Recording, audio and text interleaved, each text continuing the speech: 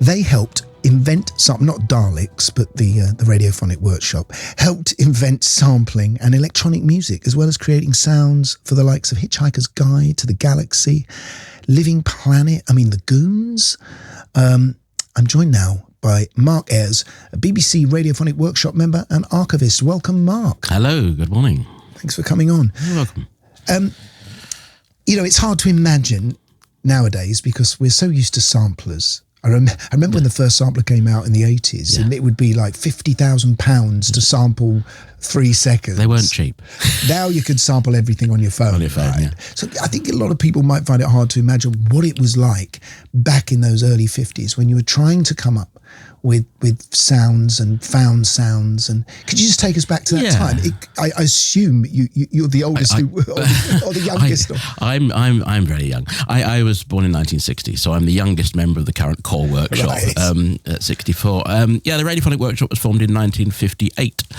It came out of Desmond Briscoe and Daphne Oram were studio managers at Broadcasting House, just around the corner, and they were working mainly on third programme drama. When the third programme back then was a highbrow channel with drama and music, and they were getting away from dramas. It was very easy if you were doing a scene set in a kitchen and you could find sound effects of cups of tea being stirred and Foley, all that kind of stuff. It all comes from the BBC sound effects library back then. But they were getting more into plays about psychology and explorations of people's mental states and so on. So where do you get the sound effect of the example I always give? Where do you get the sound effect of someone having a nervous breakdown? It's so subjective.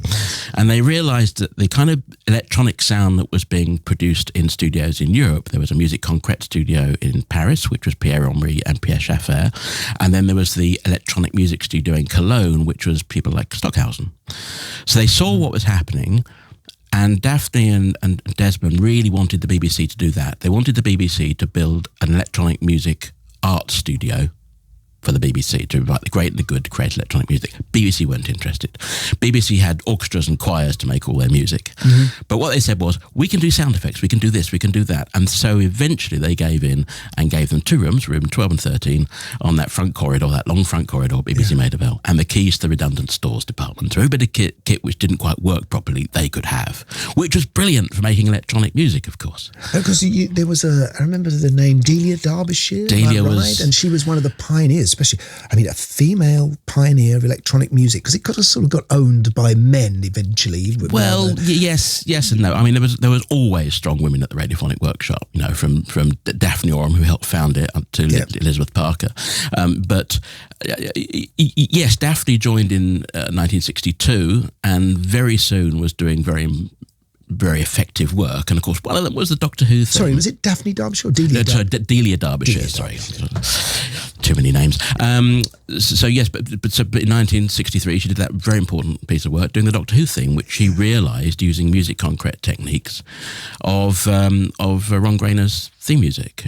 At the same time, Brian Hodgson created the sound of the TARDIS, and both of those iconic sounds are, themes we still hear, and they're still being used on Doctor Who today. Amazing. Give me some idea of how they might have made some of those more sort of realist sounds, if you like. Well, those two sounds, we can talk about those, because the Doctor Who theme, the basic bass line, is a plucked string, just a single plucked string stretched over a piece of wood and go dong.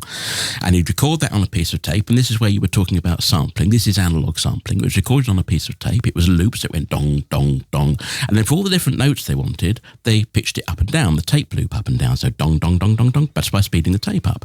Those were all recorded onto another piece of tape, and then all those pitches were cut together in the right order to make da-dun, da-dun, da-dun, da-dun. Ridiculous. All done using cut tape. Analog sampling. The TARDIS sound starts with a sound, and that is Brian Hodgson scraping his mother's front door key up and down the bass strings of an old piano. Oh, it's bonkers, but it's lovely, and that's what we're bottling in this. Key? Yeah, that's what we're bottling in this new product. This new sample library we're doing. All these original techniques. And the Goons, what were they done? The Goons, the famous one they did for the Goons was Major Bloodknock's Stomach, which was basically the sound of Major Bloodknock's stomach after he'd had a curry. Right. You can imagine what that sounds like. Yeah,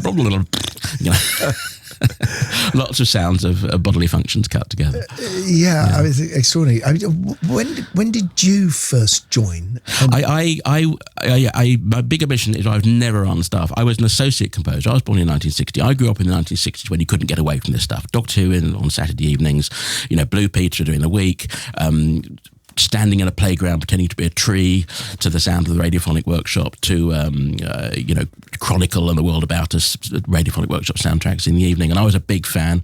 I got in touch with them. I was shown around the workshop when I was a student.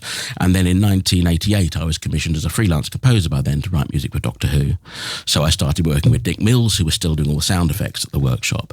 And then when it shut down in 96, they asked me to come in and act as its archivist, and that I've been doing ever since. How did they do Exterminate? Exterminate, that is basically the voice of the actor going through a ring modulator with a 50 hertz cycle. You see, that's all terribly technical. No one's front door key involved. No, nobody's front doors. But it basically, the ring modulator turns the voice on and off 50 times a second. But of course, the actor has to perform the angst. Daleks are very angsty. Exfoliate. All that kind of stuff. And so you go through a ring, that turns the voice on and off, and that's what makes a Dalek's voice great. I mean, it's unquestionable that it inspired a lot of people, or was it just the zeitgeist at the time, or did it really, were people like Brian Eno really taken with it? Brian Eno was working sort of in parallel. But in people of my generation, Paul Hartnell, Orbital, heard exactly as I did the bonkers music that Malcolm Clarke did for the Doctor Who story, The Sea Devils, in 1972, and thought, I want to do that. I heard those sounds on Doctor Who and thought, there's a whole department at the BBC which makes noises like that. I want to do that. So, yes, it influenced an awful lot of people. Because I've got an album at home that I bought years ago, which is BBC Sound Effects. That's a different collection? Well, it depends on the sound effects album you've got. I mean, there were a lot of sound effects albums which came out of the basic effects department, and then a lot of sounds which obviously were created in the Radiophonic Workshop. But they're the more spacey, fantastic ones, of course. Yeah. But just tell me about Music Concrete.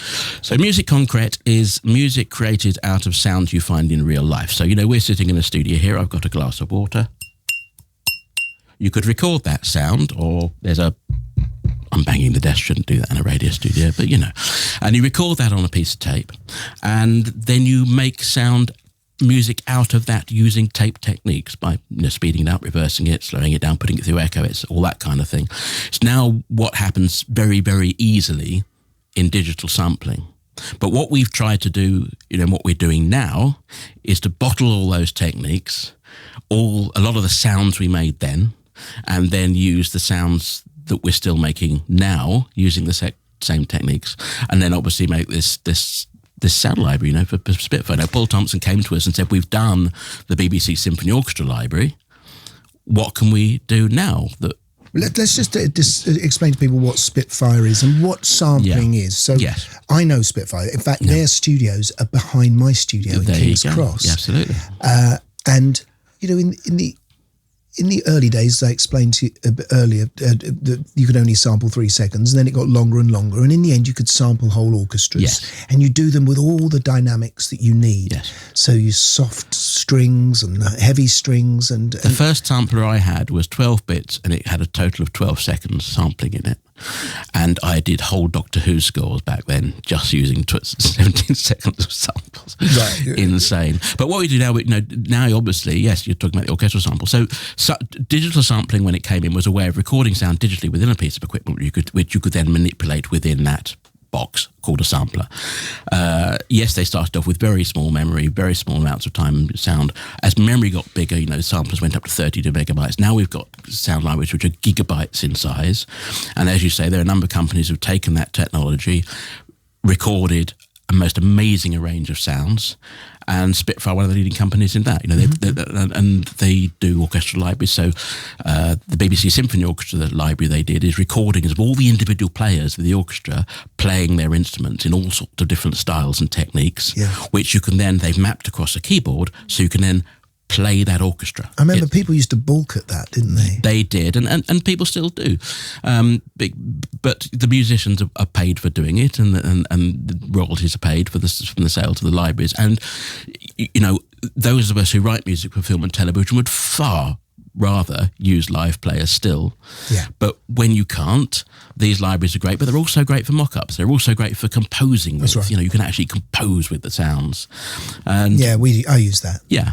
How was it letting all those wonderful radiophonic workshop sounds go? Do you feel like you've let them go? No, we don't feel like we let them go. We feel like we're passing them on. You know, as I said earlier, I'm the youngest member of the core workshop. I'm 72. A lot of them in their 80s. No, I'm 72. No, I'm not 72. I'm 64. Sorry, I was aging myself then. I was thinking of 72 earlier because of C-doubles. That's stupid. Do we want to pass it on? You know, we've been doing this stuff. Between us, we've got hundreds of years of experience of doing this kind of stuff. And the fact we've bottled it all and we can pass it on, and people can now use it to make new music going forward and hopefully be inspired by the techniques. You know, we want it to be something that people say, oh, that's how you did that. And then maybe go out and experiment on their own. So it's a tool, but it's also, you know, here you go, guys. Are you still keeping all the old tapes preserved? Yes, well, that's what I do. Yes, to look after the archive. You're the archivist. So where do they? They all live in the BBC archive. I don't have them. You know, I do it for the BBC. You know, I want the BBC to exploit this stuff. I want, I love it. But I think it is really important. I think it is really important to celebrate it, preserve it, and pass it on. And go on, I have to ask you this, but some of the silliest sounds in there, are there? Would you know that? There's all, it's just twangs, and you know, we one of the things we did when we started doing this, as well as all the library sounds, the archive stuff, I said, wouldn't it be great to preserve the sound of Maida Vale Studios? The building. So we went where around. They were recorded. When they were recorded. So we went around, so we recorded all the doors opening, closing, the fire extinguishers being banged, the coffee machine working, everything we could find within building which made a sound, we've sampled it. So you can play the Maida Vale building. But haven't you also got the microphones that were, and the distance they were from the actual glass or spoon or whatever? Everything was recorded through everything we did new was recorded through multiple sources. So a direct microphone, then through a spring reverb and a space echo delay machine and a vocoder and all sorts, all recorded at once. And you could select those. And in this new... shall I call it a compilation? I don't know. In this new box of samples that are coming out that you can buy, you know, you can choose what microphone you want to play that sound very often from. Yes, you'll have a whole list there'll be a sound. So the VCS3 sounds that I did a load of VCS3 sounds. That's a classic synthesizer, but everything I did was recorded through all these multiple channels, and you can say, do I want it through the fuzz box, do I want it through the flanger, do I want it through the ring modulator, do I want it, all that's there, so you can also we also I wonder if they saw themselves as musicians or as technicians. Did they? I sort of envisage them wearing white coats. They did in the early days, but then all BBC technicians did in the early days. But you know, mainly they wore suits during the 70s, because Delia 60s and 70s. She's a musician. She was at Cambridge. She studied music and electronic. Yeah, so she was. She was. She was interested in music and mathematics. She was interested in the science of music. And music is science. Absolutely, music is science. And you know, music is maths. Music is all that put together. So it was an idea. She would sit with her test tone oscillators and a book of logarithm tables so that she could work out, you know, how to do an accelerando properly and all that. She was an extraordinary woman. Unbelievable. And what's left for the BBC Radiophonic Workshop? Does it still exist? No, the BBC Radiophonic Workshop shut down in 1996-ish. I then came in as archivist and put labels on all the tapes, and you know, then went away. But in the early 2000s, 2001, we all as friends got together and said, well, we're not dead yet, let's start again. So with the agreement of the BBC, we started again. We call ourselves the Radiophonic Workshop. We don't use the BBC blocks, but we are the Radiophonic Workshop, completely with the BBC's support. And since then, we've been going through, we've done films. We did Matthew Holness' horror film Possum a few years ago.